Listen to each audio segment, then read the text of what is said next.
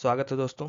Weekly current affairs by Tracks and Tutorials में हम लेकर आए हैं आपके लिए मार्च पार्ट फर्स्ट, जिसमें हम मार्च 1 से मार्च 8 तक के सारे इंपॉर्टेंट करंट अफेयर्स को डिस्कस करेंगे। तो चलिए शुरू करते हैं। तो दोस्तों, सबसे पहले हम देख लेते हैं कुछ इंपॉर्टेंट दिवस, जैसे कि वन्यजीव दिवस, महिला दिवस और भी कई सारे इंपॉर्टेंट डेज इस वीक में रह चुके हैं। तो सबसे पहले हम देखते हैं विश्व वन्यजीव दिवस, जो कि हर साल 3 मार्च को मनाया जाता है। इस बार विश्व वन्यजीव दिवस 2025 का थीम है वन्यजीव संरक्षण वित्त, लोगों और ग्रह में निवेश, wild life conservation finance, investing in people and planet. विश्व वन्यजीव दिवस, वर्ल्ड वाइल्ड लाइफ डे, जो है साइट्स, जिसका मतलब होता है convention on international trade in endangered species of wild fauna and flora के स्थापना दिवस को चिन्हित करता है, जो 1973 में साइन हुआ था। इस बार वन्यजीव दिवस पर जो विश्व भर में महत्वपूर्ण चीज़ें हुई हैं हम उन्हें देख लेते हैं। जैसे कि इंडिया में प्रधानमंत्री नरेंद्र मोदी ने गिर वन्यजीव अभ्यारण्य में एशियाई शेरों की बढ़ती संख्या की सराहना की और मई 2025 में लायन सेंसस की घोषणा की। COP16 बैठकों में देशों ने 2030 तक पर्यावरण संरक्षण के लिए प्रतिवर्ष $200 बिलियन जुटाने की योजना पर सहमति जताई। ब्रिटेन सरकार ने इंग्लैंड की नदियों में बीवर को पुनः बसाने की अनुमति दी, जिससे पारिस्थितिकी तंत्र को लाभ मिलेगा। बीवर, जिसको हम ऊद बिलाव बोलते हैं इंडिया में, और यह जो है बहुत ही नेचुरल तरीके से बांध बनाता है अपने सर्वाइवल के लिए, लकड़ियों से और भी कई सारे तरीक़ों से। तो यह पारिस्थितिकी तंत्र के लिए बहुत ही इम्पॉर्टेंट जीव है, ऊद बिलाव, जिसे बीवर बोलते हैं हम लोग। नेक्स्ट देखते हैं दोस्तों, आप सभी को पता है इंटरनेशनल वुमेंस डे, राष्ट्रीय महिला दिवस, हर साल 8 मार्च को सेलिब्रेट किया जाता है। संयुक्त राष्ट्र ने इस बार महिला दिवस के लिए जो थीम रखा है वह है for all women and girls rights equality empowerment, जिसको हिंदी में हम याद रखेंगे सभी महिलाओं और लड़कियों के लिए अधिकार, समानता और सशक्तिकरण।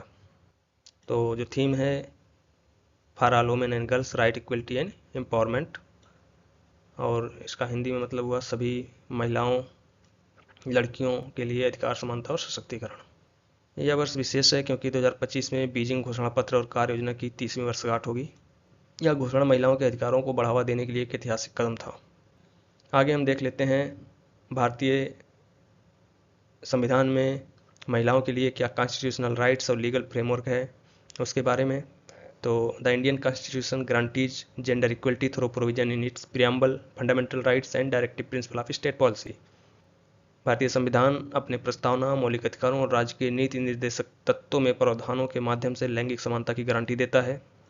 आगे हम देखते हैं आर्टिकल 14 के बारे में। Article 14 ensures equality before the law, एक कानून के समक्ष समानता सुनिश्चित करता है, आर्टिकल 14। और आर्टिकल 15 जो है prohibits discrimination based on sex, लिंग के आधार पर भेदभाव को प्रतिबंधित करता है, आर्टिकल 15। और जो मौलिक कर्तव्यों में आर्टिकल 51A है, it encourages citizen to renounce practice derogatory to women's dignity. तो आर्टिकल 51A जो है नागरिकों को महिलाओं की गरिमा की प्रतिकूल प्रथाओं को त्यागने के लिए प्रेरित करता है, यह हमारा मौलिक कर्तव्य है। और the directive principles particularly article 39, 39 and 42, 42 emphasise equal livelihood opportunities, equal pay and maternity relief. राज्य के नीति निर्देशक तत्वों में विशेष रूप से अनुच्छेद 39 और 42 जो है समान जीविका के अवसर, समान वेतन, समान जीविका के अवसर, इक्वल पे, समान वेतन और मैटरनिटी रिलीफ, मातृत्व राहत पर बल देते हैं। आगे हम देख लेते हैं कुछ गवर्नमेंट स्कीम्स जो वुमेन्स अपलिफ्टमेंट के लिए गवर्नमेंट द्वारा लागू की गई हैं इंडिया में।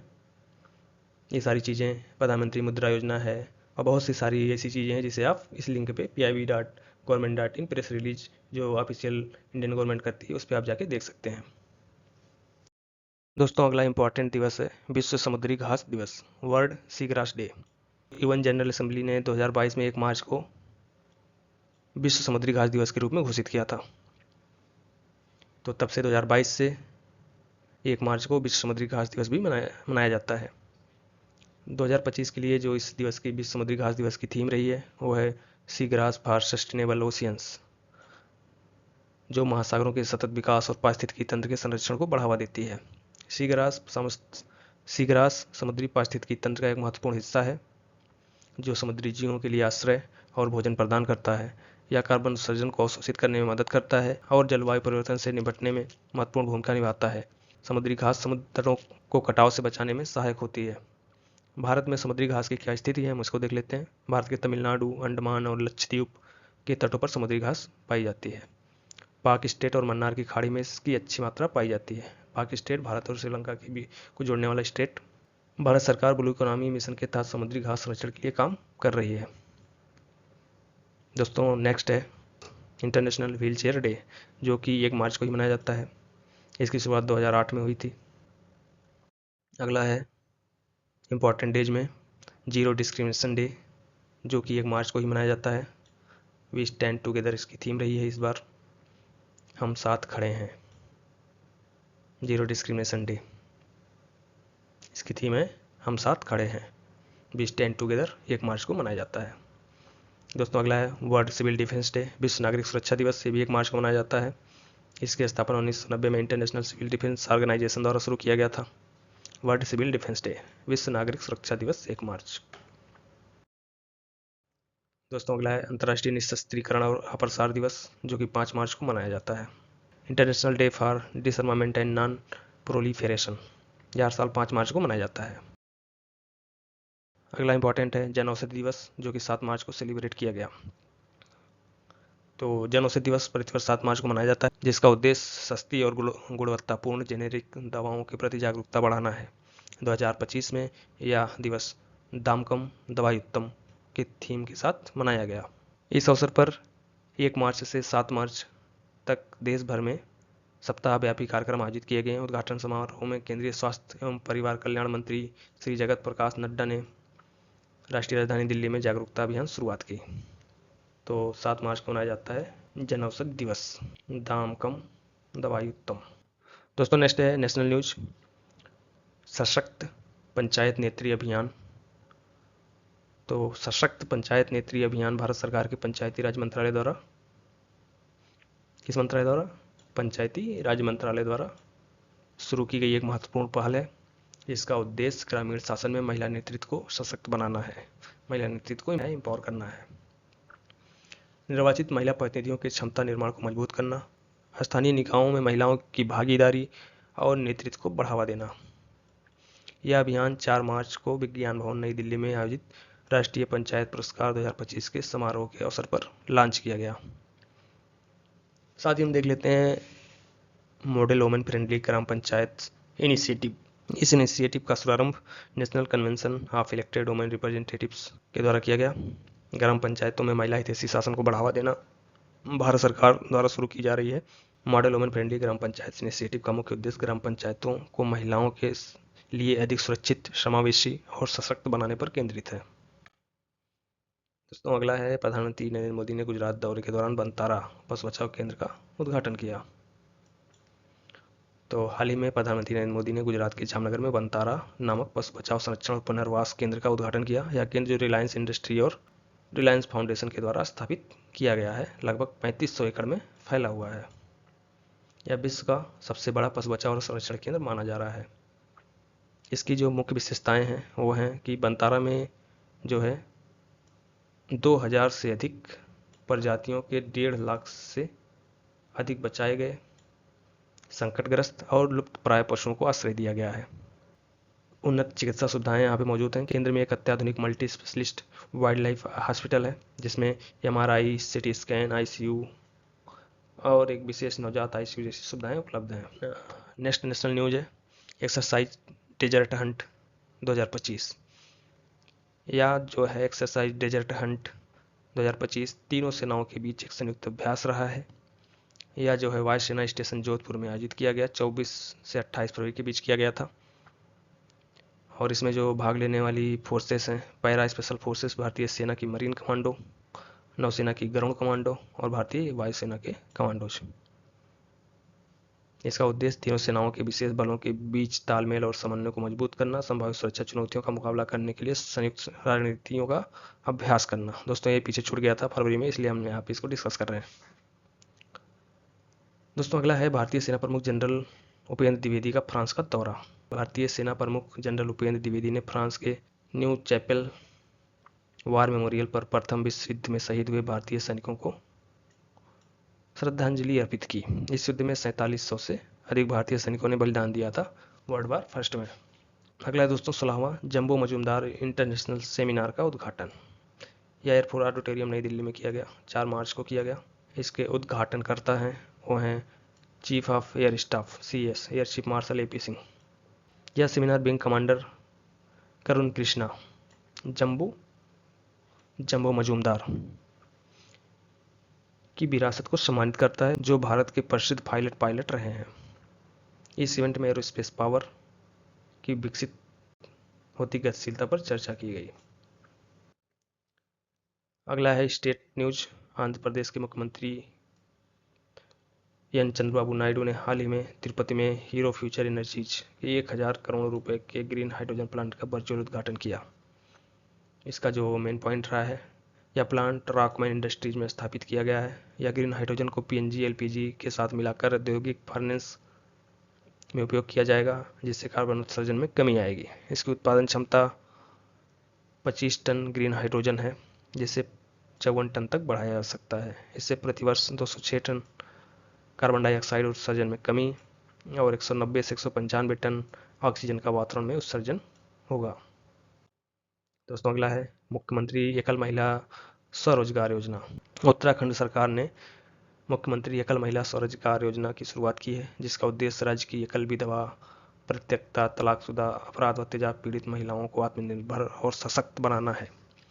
इसकी जो एलिजिबिलिटी है वो 25 से 45 वर्ष की आयु की महिलाओं के लिए है, जो उत्तराखंड की अस्थायी निवासी हैं और जिनकी मासिक आय 6000 रुपये से अधिक नहीं है। आर्थिक सहायता इसमें जो दी जाएगी वो है 50,000 से 2 लाख तक के प्रोजेक्ट्स पर 50% का अनुदान प्रदान किया जाएगा। ऋण और अनुदान का वितरण किस तरीके से होगा उसको देख लेते हैं। तो प्रोजेक्ट शुरू होने के पहले 50% ऋण और 25% का अनुदान दिया जाएगा। 3 महीने बाद ऋण की अदायगी 1% ब्याज पर शुरू होगी और 12 महीने की सफल अदायगी के बाद शेष 25% अनुदान प्रदान किया जाएगा। स्वरोजगार के जो क्षेत्र हैं, महिलाएं बागवानी, कृषि, कुक्कुट पालन, पशुपालन, मत्स्य पालन, खाद्य प्रसंस्करण आदि क्षेत्रों में स्वरोजगार शुरू कर सकती हैं। दोस्तों अगला न्यूज है, श्री बीजू पटनायक की 109वीं जयंती मनाई गई उड़ीसा में, पूरे देश में मनाई गई। तो 5 मार्च 2025 को भारत ने श्री बीजू पटनायक की 109वीं जयंती मनाई, जो उड़ीसा के एक प्रतिष्ठित स्वतंत्रता सेनानी, विमान चालक और राजनीतिक नेता थे। उनकी विरासत पूरे राष्ट्र में कई लोगों को प्रेरित करती रहती है। बीजू पटनायक ने भारत की स्वतंत्रता के संघर्ष में सक्रिय भूमिका निभाई। वे नेताजी सुभाष चंद्र बोस और महात्मा गांधी से प्रेरित थे। 1943 से 1945 तक वे अंग्रेजों के द्वारा जेल में रखे गए। 1947 में जब कश्मीर पर पाकिस्तानी कबायलियों का हमला हुआ तो बीजू पटनायक ने भारतीय सेना के जवानों को श्रीनगर तक पहुंचाने में महत्वपूर्ण भूमिका निभाई। बीजू पटनायक जी उड़ीसा के मुख्यमंत्री 2 बार रह चुके हैं, 1961 से 1963 और 1990 से 1995 2 बार। केंद्रीय मंत्री रहे 1977 से 1979।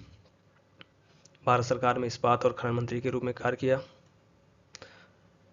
बीजू जनता दल की स्थापना इनके पुत्र नवीन पटनायक ने 1997 में की, जो उड़ीसा के सबसे लंबे समय तक मुख्यमंत्री बनने वाले नेता हैं। बीजू पटनायक केवल भारत ही नहीं बल्कि इंडोनेशिया की आज़ादी में भी अहम भूमिका निभा चुके हैं।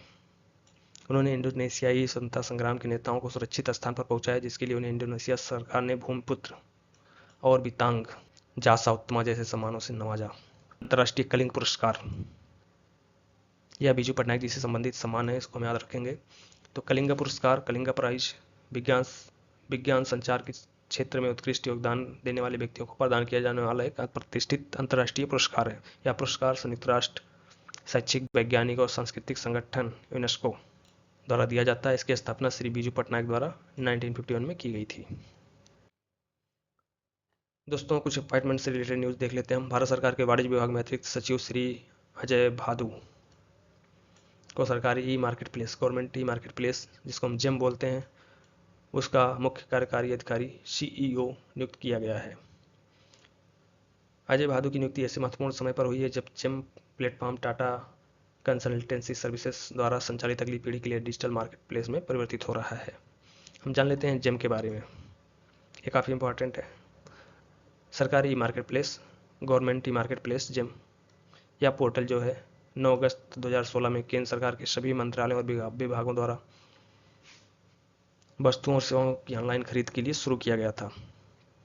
जेम सार्वजनिक खरीद के लिए एक गेम चेंजर के रूप में उभरा, जिसका एक खुला और समावेशी मंच बनाया है, जिससे न केवल सरकारी खरीदारों को बल्कि स्थानीय उद्यमियों, स्टार्टअप्स और छोटे व्यवसायों को भी लाभ होता है।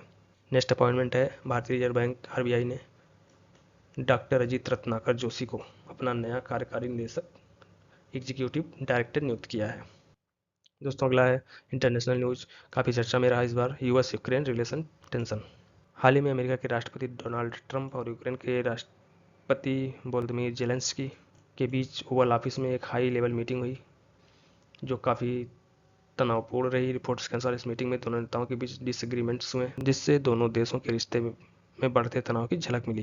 यूक्रेन जो रशिया के खिलाफ जारी युद्ध में अमेरिका से मिलिट्री एड और डिप्लोमेटिक सपोर्ट चाहता है, उसे अब ट्रंप एडमिनिस्ट्रेशन की पॉलिसीज को लेकर अनसर्टेनिटी का सामना करना पड़ रहा है। दूसरी ओर ट्रंप की फॉरेन पॉलिसी का झुकाव अमेरिका के इंटरनल इंटरेस्ट पर अधिक केंद्रित है, जिससे यूक्रेन को अपेक्षित मदद मिलने में दिक्कत आ सकती है।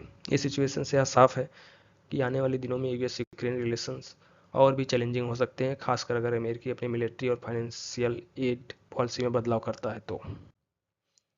दोस्तों अगला है COP16। रोम में जैव विविधता संरक्षण के लिए ऐतिहासिक समझौता हुआ है। ये काफ़ी इंपॉर्टेंट है।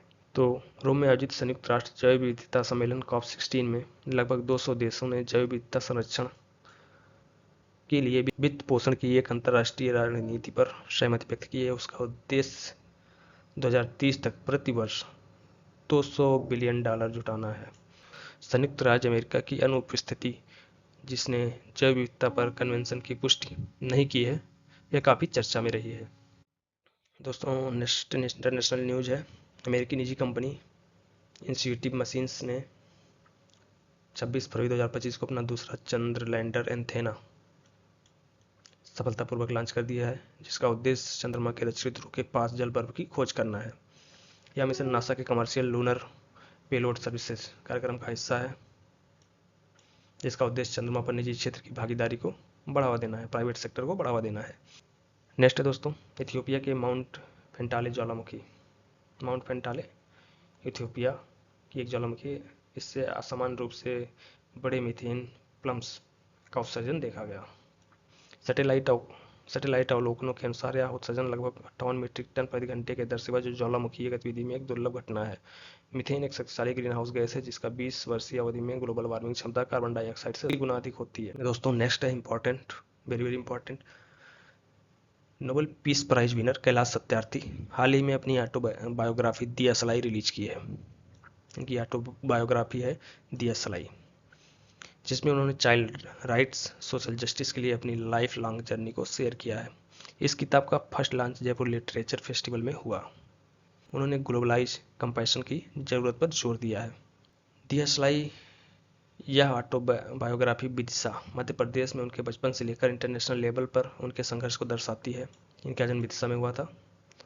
हम कैलाश सत्यार्थी जी के बारे में कुछ और चीज़ें जान लेते हैं। एक इंडियन सोशल रिफॉर्मर हैं और चाइल्ड राइट्स एक्टिविस्ट हैं, जिन्होंने बच्चों की शिक्षा, स्वतंत्रता और सुरक्षा के लिए अपना जीवन समर्पित किया है।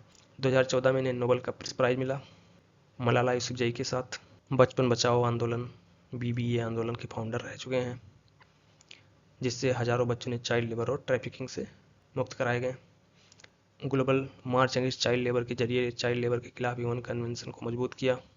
उन्होंने 100 मिलियन फॉर 100 मिलियन नाम से एक ग्लोबल कैंपेन शुरू किया, जिसे डिसएडवांटेज्ड बच्चों के अधिकारों को सपोर्ट मिले।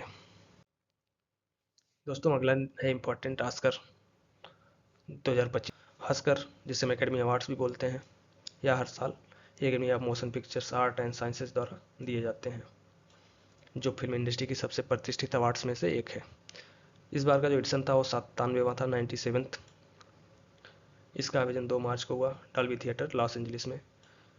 इसमें 2024 में रिलीज हुई फिल्मों को सम्मानित किया गया। इसके होस्ट थे कोनन ओब्रायन, जो पहली बार मेजबानी की इन्होंने। इसके जो मुख्य विजेता हैं उनको देख लेते हैं। तो सर्वश्रेष्ठ फिल्म बेस्ट पिक्चर का अवार्ड गया है इनोरा को, जिसके लिए माइकी मैडिसन को सर्वश्रेष्ठ अभिनेत्री बेस्ट एक्ट्रेस का अवार्ड मिला है इनोरा फिल्म में एक्टिंग करने के लिए। सर्वश्रेष्ठ निर्देशक बेस्ट डायरेक्टर का अवार्ड सन बेकर को मिला है इनोरा ही फिल्म के लिए। इस बार इनोरा ने कुल पाँच ऑस्कर जीते हैं। सर्वश्रेष्ठ अभिनेता का अवार्ड गया है एंड्रियन ब्रॉडी को। मूवी का नाम है द ब्रूटलिस्ट, इसके एक्टर एंड्रियन ब्रॉडी हैं जिनको सर्वश्रेष्ठ अभिनेता का अवार्ड मिला है। दोस्तों हम कुछ और इम्पॉर्टेंट अवार्ड्स को देख लेते हैं। तो बेस्ट सपोर्टिंग एक्टर का अवार्ड गया है कीरन कल्किन, जो एरियल पेन नाम की मूवी में काम किए हैं। बेस्ट सपोर्टिंग एक्ट्रेस सर्वश्रेष्ठ सहायक अभिनेत्री का अवार्ड गया है जो सल्डाना एमिलिया पेरेज नाम की मूवी में बेस्ट सपोर्टिंग एक्ट्रेस का काम किए हैं। बेस्ट इंटरनेशनल फीचर फिल्म अंतर्राष्ट्रीय फीचर फिल्म का अवार्ड जो गया है आई एम स्टिल हियर को गया है। बेस्ट एनिमेटेड फीचर फिल्म सर्वश्रेष्ठ एनिमेटेड फिल्म गया है फ्लो को। और बेस्ट विजुअल इफेक्ट सर्वश्रेष्ठ देश प्रभाव का जो अवार्ड गया है ड्यून पार्ट 2 को। ड्यून पार्ट 2 को 2 अवार्ड मिले हैं, जिसमें दूसरा साउंड इफेक्ट का है, पहला विजुअल इफेक्ट का है। दोस्तों इनोरा फिल्म ने कुल 5 ऑस्कर जीते हैं, जिसमें सर्वश्रेष्ठ फिल्म निर्देशन, मूल पटकथा, फिल्म संपादन और प्रमुख भूमिका में अभिनेत्री माइक मैडिसन शामिल हैं। इसके अलावा द ब्रूटलिस्ट को 3 अवार्ड मिले हैं, जिसमें सहायक अभिनेता एंड्रियन ब्रॉडी भी शामिल हैं। दोस्तों हमने ऑस्कर अवार्ड्स 2025 पे एक डेडिकेटेड वीडियो बना रखी है, जिसका लिंक हम डिस्क्रिप्शन में दे दिए हैं, आप उसको देख सकते हैं। तो हम आगे बढ़ते हैं। दोस्तों ऑस्कर के साथ साथ हम इस बार का ग्रैमी अवार्ड भी डिस्कस कर लेते हैं। 67th ग्रैमी अवार्ड, जो कि ऑस्कर की तरह एक प्रतिष्ठित अवार्ड है। तो इस बार का जो ग्रैमी अवार्ड था वह ट्रेवर नोआ द्वारा होस्ट किया गया और CBS पर प्रसारित किया गया। इसके जो प्रमुख विजेता रहे हैं, इसमें 4 कैटेगरी होती है, इंपॉर्टेंट 4 कैटेगरी होती हैं, जिसमें album of the year, record of the year, song of the year और बेस्ट न्यू आर्टिस्ट का अवार्ड दिया जाता है 4 कैटेगरी के अंतर्गत। तो एल्बम ऑफ द ईयर का अवार्ड मिला है काउबॉय कार्टर को। ये एल्बम जो है बियॉन्से का एल्बम है। बियॉन्से जो कि एक अमेरिकन सिंगर है, अमेरिकन म्यूजिशियन है। इनका album Cowboy Carter best album of the year के साथ साथ बेस्ट कंट्री एल्बम भी बना है और बियॉन्से जीतने वाली पहली अश्वेत कलाकार बन गई हैं। बियॉन्से के बारे में हम थोड़ा सा और जान लेते हैं। बियॉन्से जो है अभी तक ग्रैमी हिस्ट्री में सबसे ज़्यादा 35 ग्रैमी अवार्ड्स जीत चुके हैं और 99 में नॉमिनेट हो चुके हैं। अगले 2 इम्पॉर्टेंट अवार्ड ग्रैमी के रिकॉर्ड ऑफ द ईयर और सॉन्ग ऑफ द ईयर, दोनों अवार्ड मिला है नॉट लाइक अस को, जो कि केंड्रिक लैमर का म्यूजिक है। इस गाने ने कुल 5 ग्रैमी अवार्ड जीते हैं। और बेस्ट न्यू आर्टिस्ट का अवार्ड गया है चैपल रोवान को। Chappell Roan best new artist. दोस्तों अगला है स्पोर्ट्स से रिलेटेड। रणजी ट्रॉफी 2024-25 का फाइनल हुआ और फाइनल में विदर्भ ने केरल को पहली पारी की बढ़त के आधार पर हराकर तीसरी बार का चैंपियन बन गया। कौन जीता है? विदर्भ। मैच डरा रहा, लेकिन विदर्भ को 37 रन की पहली पारी की जो बढ़त थी उसके कारण विजेता घोषित कर दिया गया। इसके जो टॉप परफॉर्मेंस रहे हैं करुण नायर विदर्भ के रहे, 135 रन जीत में अहम भूमिका निभाई इन्होंने। हर्ष दुबे विदर्भ के ही हैं जिन्होंने 69 विकेट लेकर इस सीजन में सबसे ज़्यादा विकेट लेने का रिकॉर्ड बना दिया है।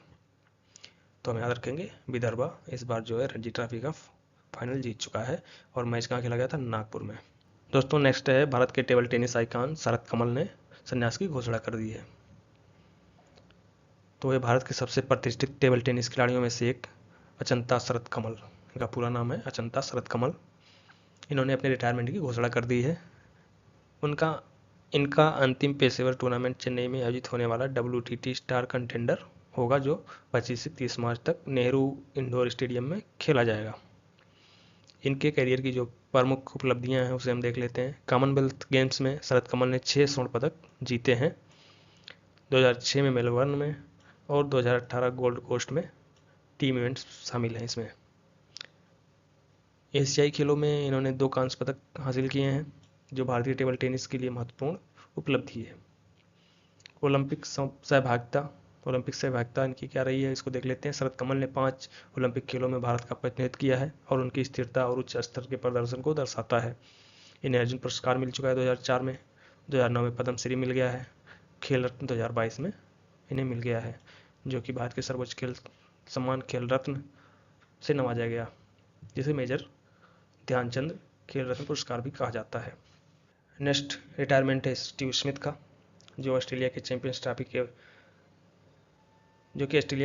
ट्रॉफी से बाहर होने के बाद ओडीआई क्रिकेट से संन्यास ले लिया। स्टीव स्मिथ इस टूर्नामेंट में ऑस्ट्रेलिया के कैप्टन थे और सेमीफाइनल में ऑस्ट्रेलियाई टीम भारतीय टीम से हार गई। उसके बाद इन्होंने अपने रिटायरमेंट की घोषणा कर दी। स्मिथ ने अपने ओडीआई कैरियर में 170 मैच खेले, जिसमें उन्होंने 43.28 की औसत से 5800 रन बनाए। उनके खाते में 12 शतक और 35 अर्धशतक शामिल है। स्मिथ ने ऑस्ट्रेलिया के लिए 2 बार विश्व कप 2015 और 2023 जीतने में महत्वपूर्ण भूमिका निभाई। हालांकि 2018 में गेंद से छेड़छाड़ बॉल टेम्परिंग के विवाद के बाद उन्हें उन पर 2 साल के लिए प्रतिबंध लग गया था, उन पर और वार्नर पर। ऋतिक बालीपल्ली ने चिली ओपन डबल खिताब जीता है। नेक्स्ट दोस्तों एक न्यूज है, सबसे बुजुर्ग होलोकास्ट सर्वाइवल का निधन हो गया है, जिनका नाम है रोज जिरोन। ठीक है, तो दोस्तों होलोकास्ट सर्वाइवल का मतलब ये हुआ कि होलोकास्ट एक इतिहास की सबसे बड़ी त्रासदियों में से एक है, जो वर्ल्ड वार सेकेंड के टाइम 1933 से 1945 के बीच जर्मनी और नाजी कब्जे वाले क्षेत्रों में हुआ था। होलोकास्ट क्या था? तो नाजी जर्मनी द्वारा यहूदियों और रोमा, पॉलिटिकल प्रिजनर्स, LGBTQ+ समुदाय, विकलांग और अल्पसंख्यकों के खिलाफ किए गए संगठित नरसंहार जेनोसाइड को होलोकास्ट कहा जाता है, जिसमें 60 लाख से अधिक यहूदियों की हत्या कर दी गई, जिनमें से अधिकतर को गैस चैम्बरों में मारा गया। तो यह घटना थी होलोकास्ट। तो उससे बचने वाली ये थी, सर्वाइव करने वाली थी होलोकास्ट की घटना से रोज जिरोन, जो कि सबसे बुजुर्ग महिला थी और 113 वर्ष की आयु में इनकी डेथ हो गई है इस वीक। तो दोस्तों हम आपके लिए लेकर आ रहे हैं वीकली करंट अफेयर्स, जिसमें हर वीक आपको इम्पॉर्टेंट करंट अफेयर्स एक जगह मिल जाएंगे, और इसमें हम आगे क्वेश्चंस भी ऐड करेंगे, मल्टीपल चॉइस क्वेश्चंस साथ ही साथ। और हमने जैसे जो मेन इवेंट होते हैं उसके लिए डेडिकेटेड डिटेल्ड वीडियो अलग से बना के इस चैनल पे डाल देते हैं, आप उसको देख सकते हैं ट्रैक्स एंड ट्यूटोरियल्स पर। धन्यवाद दोस्तों, मिलते हैं नेक्स्ट वीडियो में।